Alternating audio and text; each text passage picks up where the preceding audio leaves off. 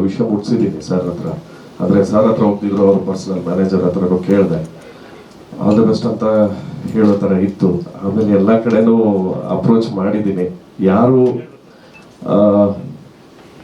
ಸಪೋರ್ಟಿಗೆ ಯಾರ್ಯಾರು ನಿಂತ್ಕೋತಿದ್ದಾರೋ, ಬಟ್ ಈ cinema director cinema ಈಗ ಎಲ್ಲಿ ಹೋದ್ರೂ ಪ್ರದೀಪ್ ಸರ್ ಹೆಸರೇ ಬರೋದು. ಸೊ ಅವ್ರ ಸಿನಿಮಾ ಆಗಿರೋದ್ರಿಂದ ಏನು ಎಫೆಕ್ಟಿವ್ ಅನ್ಸಲ್ಲ ಅಂತ ಅನ್ಸುತ್ತೆ ಸರ್. ಮಾಡ್ತಾ ಇದ್ದೀನಿ, ನನ್ನ ಪ್ರಯತ್ನ ನಾನು ಮಾಡ್ತಾ ಇದ್ದೀನಿ. ಬಿಕಾಸ್ ಅವ್ರು ಎಲ್ಲೋ ಇದ್ದಾರೆ ಸರ್, ಅವ್ರನ್ನ ರೀಚ್ ಮಾಡಬೇಕು ಅಂದ್ರೆ ಪ್ರಯತ್ನ ಮಾಡ್ತಾ ಇದ್ದೀನಿ.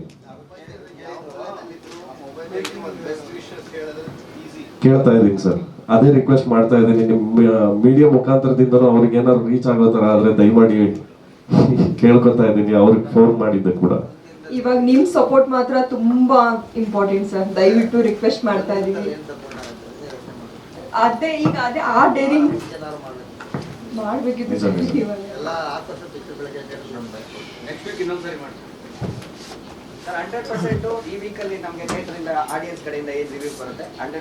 ಎಲ್ಲರಿಗೂ ನಮಸ್ಕಾರ.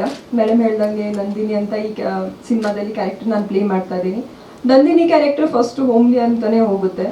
ಆಮೇಲೆ ಕಿರಾತಕನ ಪ್ರೀತಿಯಲ್ಲಿ ಬಿದ್ಬಿಟ್ಟು ಅವಳು ಹೇಗೆ ಕಿರಾತಕಿ ಆಗ್ತಾಳೆ ಅನ್ನೋದೇ ಈ ಕ್ಯಾರೆಕ್ಟರ್ ಹೋಗುತ್ತೆ. ಸೊ ಈ ಸಿನಿಮಾ ಬಗ್ಗೆ ಹೇಳ್ಬೇಕಂತಂದ್ರೆ, ಈ ಸಿನಿಮಾ ಸಿಕ್ಕಿದ್ದೇ ನನಗೆ ಲಕ್ ಅಂತ ಅನ್ಕೊಂತೀನಿ. ಯಾಕಂದ್ರೆ ಪ್ರೀ ಪ್ರೊಡಕ್ಷನ್ ಇಂದ ಹಿಡಿದು ಪೋಸ್ಟ್ ಪ್ರೊಡಕ್ಷನ್ ಅವ್ರಿಗೂ ತುಂಬಾ ಅಂದ್ರೆ ತುಂಬಾ ಎಲ್ಲರೂ ಶ್ರಮಿಸಿದ್ದಾರೆ, ತುಂಬಾ ಕಷ್ಟಪಟ್ಟು ಸಿನಿಮಾ ಮಾಡಿದ್ದಾರೆ. ಎಸ್, ಅಫ್ಕೋರ್ಸ್ ಇವತ್ತು ನಮ್ಮ ಡೈರೆಕ್ಟರ್ ಸರ್ ಇಲ್ಲ. ಆಮೇಲೆ ಇದು ತುಂಬಾ ಅವ್ರಿಗೆ ಆಸೆ ಇತ್ತು, ಈ ಸಿನಿಮಾ ರಿಲೀಸ್ ಮಾಡಬೇಕು, ಈ ಸಿನಿಮಾ ಆ ಹಂತಕ್ಕೆ ತಗೊಂಡು ಹೋಗ್ಬೇಕು, ಈ ಹಂತಕ್ಕೆ ಅವ್ರು ಕೊನೆ ಉಸಿರಿರುವವರೆಗೂ ಈ ಸಿನಿಮಾ ಬಗ್ಗೆ ತುಂಬಾನೇ ಹೇಳ್ತಾ ಇದ್ರು. ತುಂಬಾ ಹೋಪ್ಸ್ ಕೂಡ ಇಟ್ಕೊಂಡಿದ್ರು. ಮೋಸ್ಟ್ಲಿ ಅವ್ರು ಇರ್ಬೇಕಿತ್ತು ಅನ್ಸುತ್ತೆ. ಅವರಷ್ಟು ಖುಷಿ ಪಡೋರು ಯಾರು ಇರ್ಲಿಲ್ಲ. ಸಿನಿಮಾನ ಕಂಪ್ಲೀಟ್ ಮಾಡಿಕೊಟ್ರು. ಬಟ್ ಸಿನಿಮಾ ಕಂಪ್ಲೀಟ್ ಆದ್ಮೇಲೇನು ರಿಲೀಸ್ ಆಗೋಕ್ಕೆ ತುಂಬಾ ಡಿಲೇ ಆಯ್ತು. ಅದಾದ್ಮೇಲೆ ನಾನು ನಿಜ ಹೇಳ್ತೀನಿ, ನನ್ಗೆ ಸ್ವಲ್ಪ ಭಯ ಆಗಕ್ಕೆ ಶುರು ಆಯ್ತು. ಯಾಕಂದ್ರೆ ಇಂಥ ಒಳ್ಳೆ ಸಿನಿಮಾ ಮಾಡಿದೀವಿ. ಯಾಕಂದ್ರೆ ಈ ಸಿನಿಮಾದಲ್ಲಿ ನಂಗೆ ಚಾನ್ಸ್ ಸಿಕ್ಕಿದ್ದೆ ಲಕ್ ಅಂತ ಅನ್ಕೊಳ್ತೀನಿ. ಯಾಕಂದ್ರೆ ಫಸ್ಟ್ ಕಿರಾತಕ ತುಂಬಾ ಅಂದ್ರೆ ತುಂಬಾ ಹಿಟ್ ಆಗಿತ್ತು. ಸೊ ಒಂದು ಆರ್ಟಿಸ್ಟ್ಗೆ ಏನ್ ಬೇಕು, ಒಂದು ಸಿನಿಮಾ ಅಂತ ಮಾಡಿದಾಗ ಆ ಸಿನಿಮಾ ಹಿಟ್ ಅಂತ ಆದ್ರೆ ಅದರಿಂದ ಒಂದು 3-4 ಸಿನಿಮಾ ನಮ್ಗೆ ಆರಾಮಾಗಿ ಸಿಗುತ್ತೆ.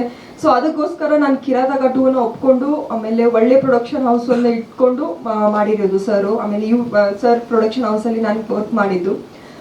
ಸಿನಿಮಾ ಕಂಪ್ಲೀಟ್ ಮಾಡಿಕೊಟ್ರು ಸರ್. ತುಂಬಾ ಡಿಲೇ ಆಗೋಯ್ತು, ತುಂಬಾ ಭಯನೂ ಆಗ ಸ್ಟಾರ್ಟ್ ಆಯ್ತು. ಆದ್ರೆ ಸರ್ ಧೈರ್ಯ. SS ಟಿವಿ ಸಿನಿಮಾ ಜಗತ್ತಿನ ಕ್ಷಣ ಕ್ಷಣದ ಸುದ್ದಿಯೊಂದಿಗೆ.